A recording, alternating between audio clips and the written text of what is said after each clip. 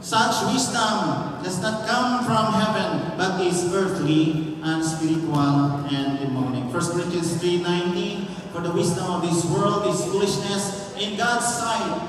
As it is written, He catches the wise in their craftiness. God is not pleased with the wisdom of the world. God is not pleased with the wisdom of the world. 1 Corinthians chapter 1, verse 19, for it is written, I will destroy.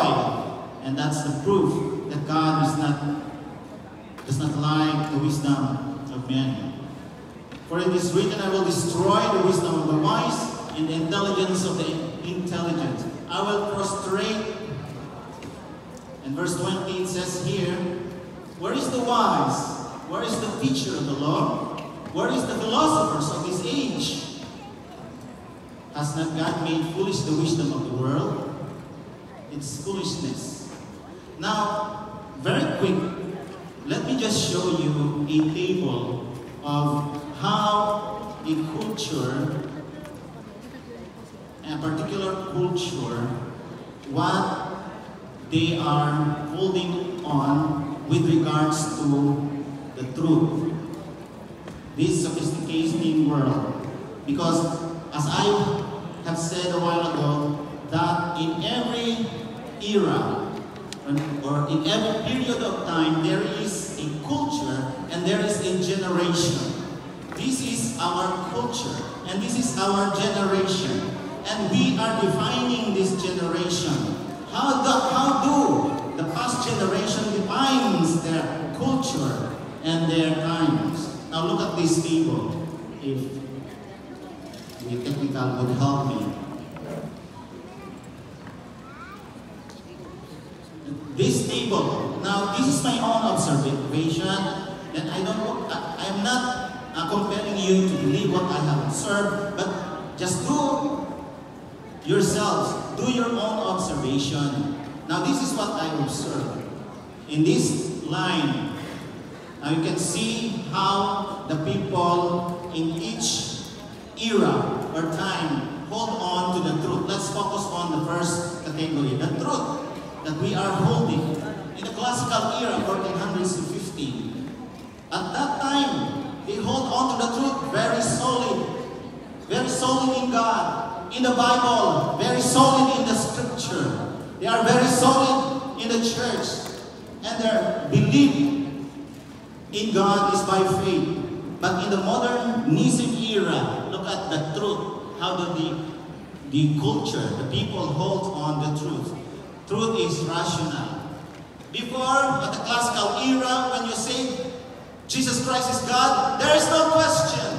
In the modern era, they have a lot of questions about the truth. In the postmodern era, more than a question. But truth is relative.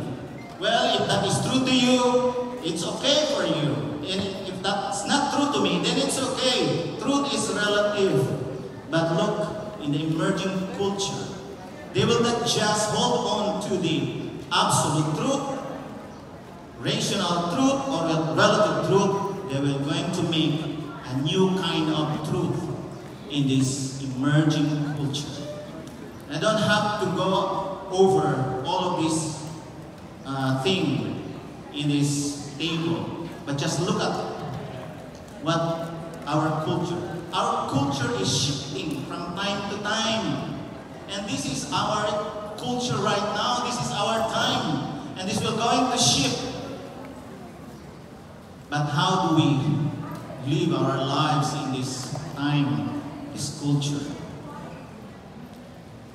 Now, what I would like to say, why I show this table, the next slide please, to summarize what I wanted to convey is that all people, as people become wiser, as people become sophisticated, become advanced, they distance themselves from the truth and from God. People's grip on the truth becoming so loose when they become sophisticated and advanced, especially in knowledge and in fashion. And the emerging culture, I tell you, my friends, is so very difficult and terrible that we need to prepare the next generation. We need to prepare our children to face the emerging culture. This is our time. This is our time to prepare the next generation. And if we fail to prepare them, we will be sorry for missing this time to prepare our children for the next culture. Wisdom of the world is inspired by demons. Again, that's a big punch. That's a hard word. But I don't care, because James chapter 3 verse 13 says, but if you harbor bitter, in vain and selfish ambition, that's it. Selfish ambition. People all over the world, kingdoms, generations, leaders, they are thinking about something in advance. They are so ambitious that they are going to make a spaceship going to Mars. That's so much ambition beyond the limits that God has given to humankind. They are going beyond what God has given. Verse 15, such wisdom does not come from heaven, but is earthly, unspiritual, and demonic. But that is not the wisdom that we have received from God. Amen? We have the two kinds of wisdom. This earthly wisdom. And that's not our wisdom. Our wisdom comes from above. So let us clap our hands to those of you who receive the wisdom from God. Now let's go back a little bit. I'm going to make it very fast because my time is not so friendly. The origin of wisdom. You know, this is a very quick, just a very quick going back to the ancients of days. Now, the origin of worldly wisdom comes from this creature. God has given him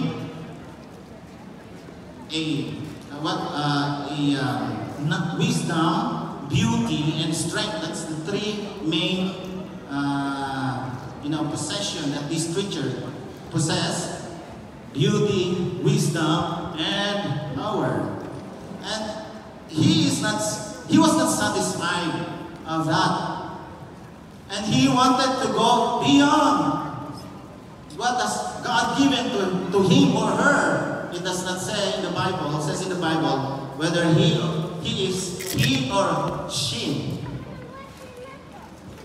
But this creature never satisfied and wanting to go beyond what God has given to him.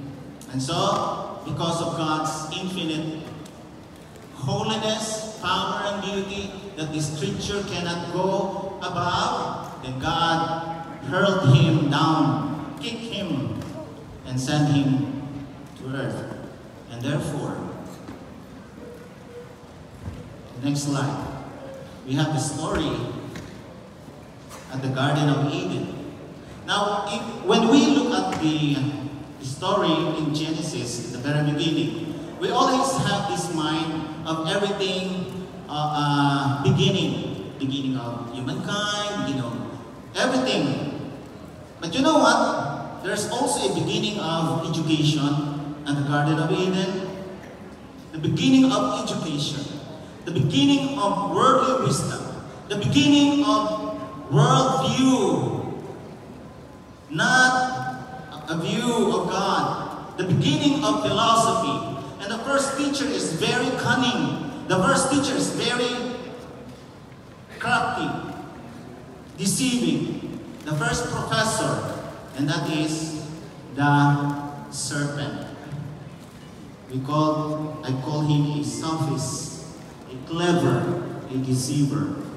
Now, what does the sophist mean? Very quick. A sophist is a paid teacher of philosophy and rhetoric in Greece, the classical and Hellenistic period associated in popular thought with moral skepticism and spacious reasoning. A person who reasons with clever but false arguments. Kung Kung sa atin pa, sa mga Pilipino, inilusog yun talaga. Alright? That's a very known rhetorical piece of literature in those times. That's why nagsilabasa ng mga philosophers at this time. Now, the serpent in the Garden of Eden. The serpent in the Garden of Eden. Next slide.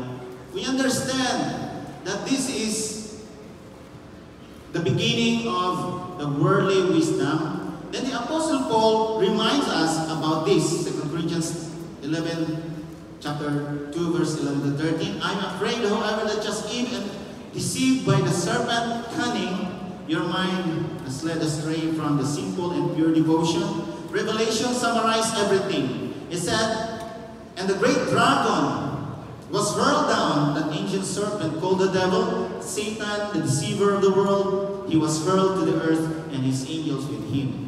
They are around at the beginning of time. They are around when the first Adam was tempted, was educated.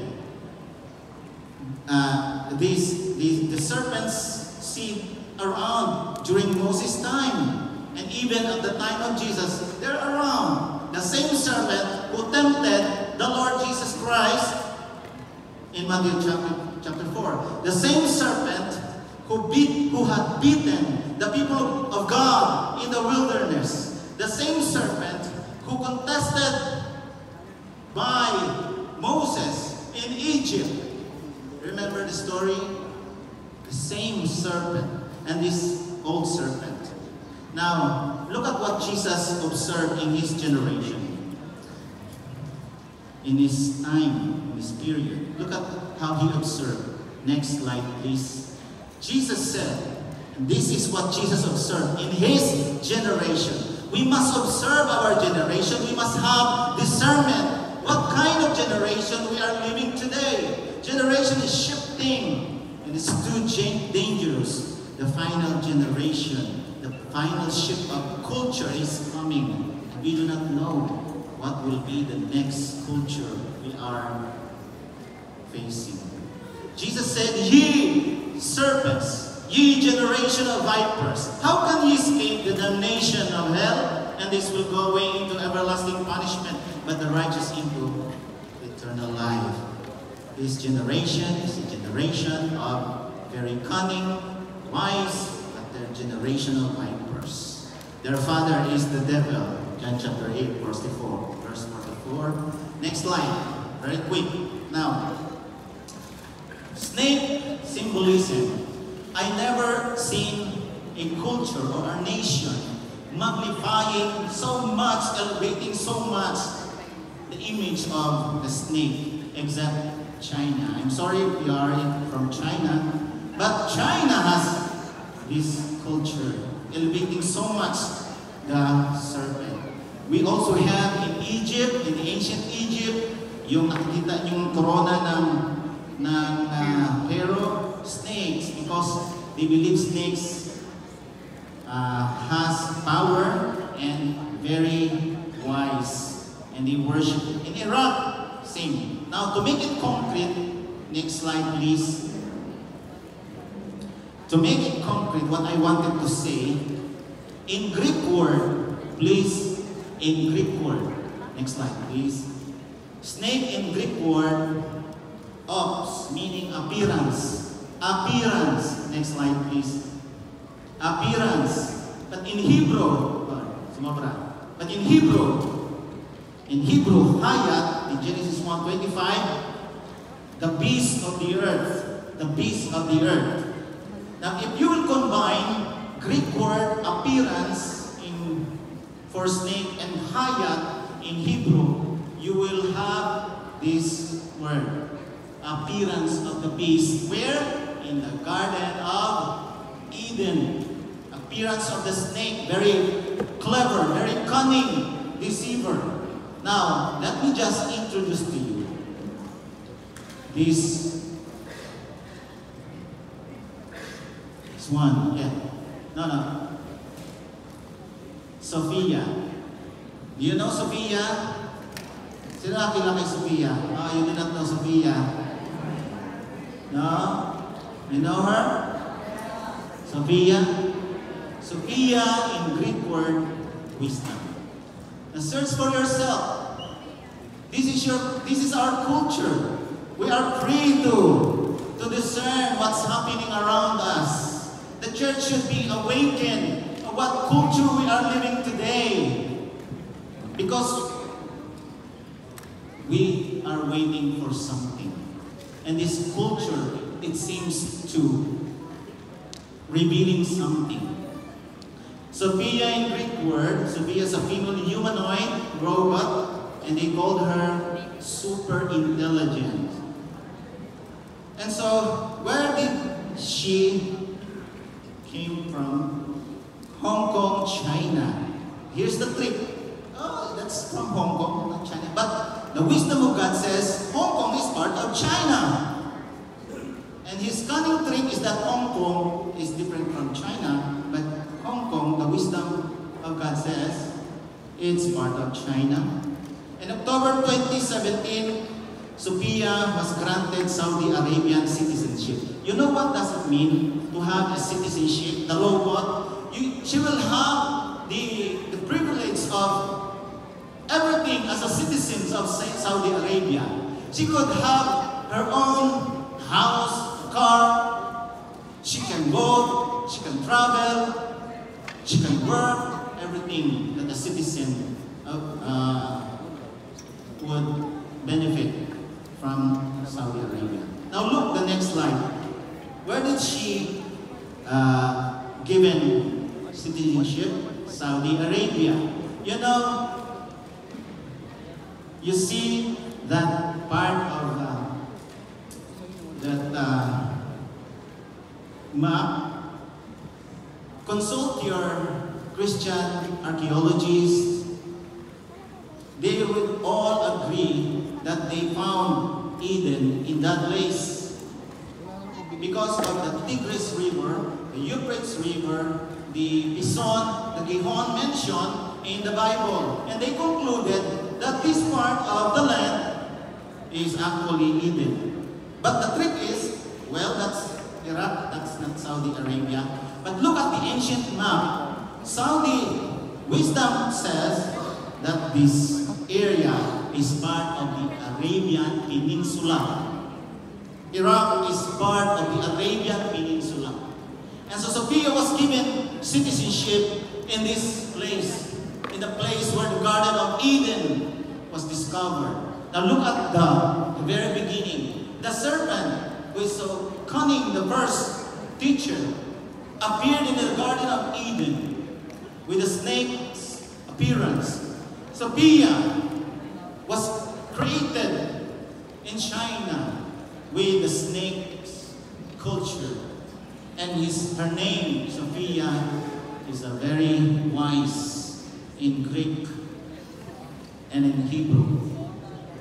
Now, let's wrap up a little bit. Sophia, Greek word wisdom, China, they magnify the serpent culture, and the word for serpent ops, meaning appearance. Hebrew word for hayat means peace. Citizenship of Sophia was given from Iraq, part of the Arabian Peninsula. Iraq is the Garden of Eden. Now, could she be a prototype of the image of the beast? Could this robot, the humanoid, a godlike robot, they call it a prototype of the beast? I'm not convincing you, but look, let us learn what is the culture is providing us, what the knowledge of this world is shaping our era. And this might be the final shift of our culture. Another thing, please. As Jesus observed his culture to be the most wicked, because people are separating themselves from the truth, holding not the truth, and a generation of serpent. Now look, this symbol is the oldest mystical symbol of the world. This is the oldest. this Ouroboros, in Greek word meaning tail devourer, foremost is a symbolism of the serpent biting, devouring, or eating its own tail. The Ouroboros eats its own tail to sustain its life in an eternal cycle of renewal.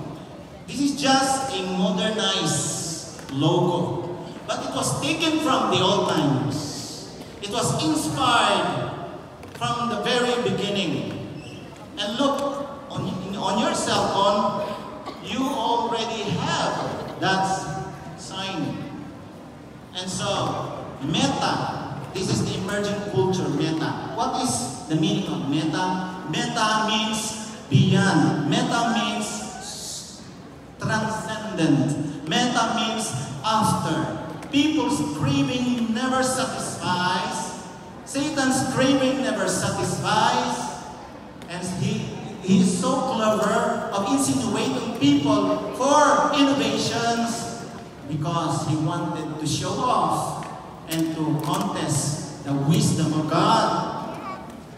And this generation is a generation of serpent, because this sign would clearly give us the knowledge and understanding that this generation might be like what generation of Jesus looked like. A generation of serpent.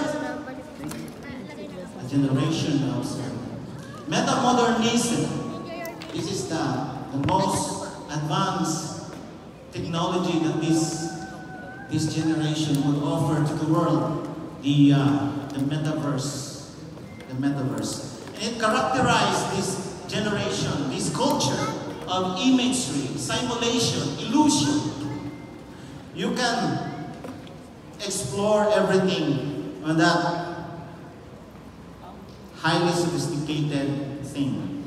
But look, the increase of knowledge is a sign of the end times. Daniel chapter 12 verse 4, it says here, "But you, Daniel, shut up these words and seal the book until the time of the end.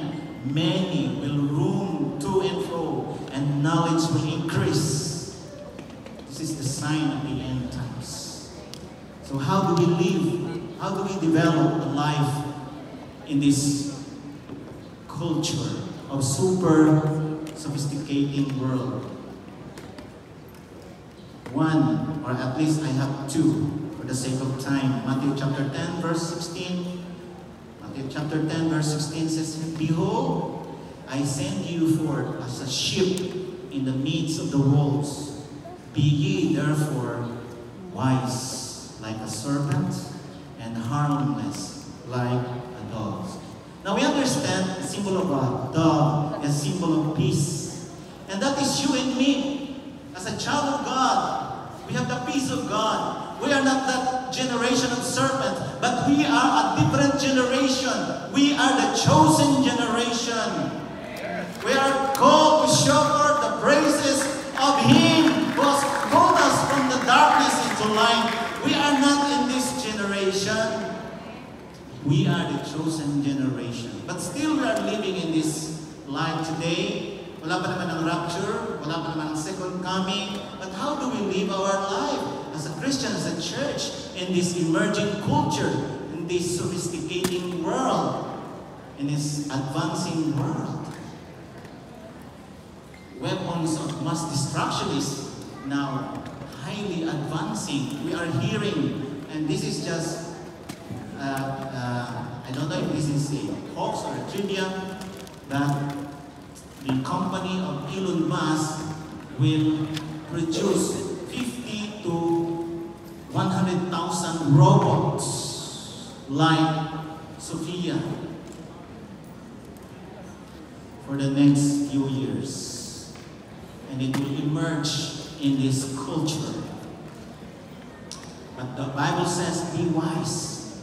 We can live in this culture. But yes, we are like sheep, but we are wise like a serpent. Now, this is not the serpent that we are talking about. This is a different serpent. This serpent is the serpent that Moses made and put on the top of the hill where people who were bitten by the snake, and then they would just go out and and they will be healed. They will be protected when they look at that brazen serpent. And that is you and me. We can live like that serpent with authority, with wisdom that comes from heaven. If you are an IT, if you are an engineer, if you are a teacher, you can be wise. The wisdom of God is in you. You can counterfeit the culture. Be wise like a serpent and be harmless like a dove. Another thing for the staff of Moses as a symbol of a divine authority and power in the presence of God. Be wise like a serpent, meaning the church have the authority. The church should not be intimidated by the culture she lives in. But the church should walk in divine authority because all the power has been given to our Lord Jesus and it was given to the church. And it's up to us if we use the power or not. But if we are so much succumbed with our innovating mind of our love for the world, then we may be not effective and powerful, having the authority of God given to us, power. Another is to cultivate a life in this emerging culture. Be wise like the 5 virgins with oil of the Holy Spirit. This is the high time to not neglect to read our Bible.